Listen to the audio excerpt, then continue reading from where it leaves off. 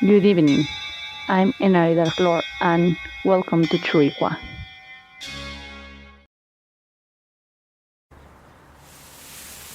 My parents always told my brother Lucas and me that we had to be polite and kind to everyone, acquaintances, strangers, or even animals. For us, it made perfect sense to see the world that way, but we never believed that this could help us immeasurably.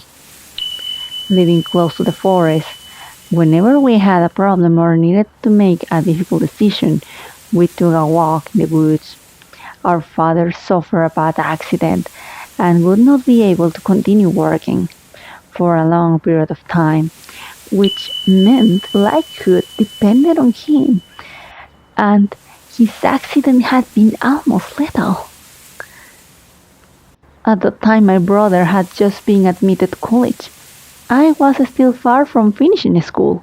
In my case, it was not very complicated to decide what to do, as I was already working in a local coffee shop part-time after school. Now, all the responsibility fell on Lucas, since he was the oldest and about to take a big step. He had to think very carefully about what he would do. So once we heard about the accident, he told us that he would go to the forest and when he came back, he would give us an answer about his decision. He came back at dusk, his eyes shining and sparkling with joy. He told us that it would not be necessary to worry anymore. The next morning, after sunrise, we should check where we kept the tools and that we should not leave the house after 8 p.m. that night for anything in the world.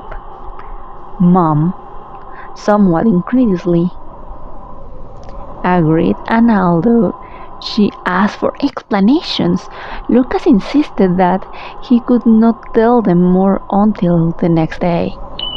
Soon, a heavy rain began to fall, and we heard a roar as the rain increased and did not stop. This led to mudslides throughout the night, and the roads on the way home were badly damaged. Fortunately, our home suffered no major damage, but if we had gone out to see that in the hospital, we could have had an accident. In the morning, we waited until there was just a drizzle and checked where Lucas indicated. There we found gold, a few dazzling bars. When we took them home, Lucas finally explained what happened. I was walking in the woods, not far from home, when I saw a beautiful young woman with a long skirt. I had never seen a more beautiful woman before. I saw her going down the slope, and suddenly she slipped and fell. I approached to help her, but I immediately noticed something strange. She had a cow's tail.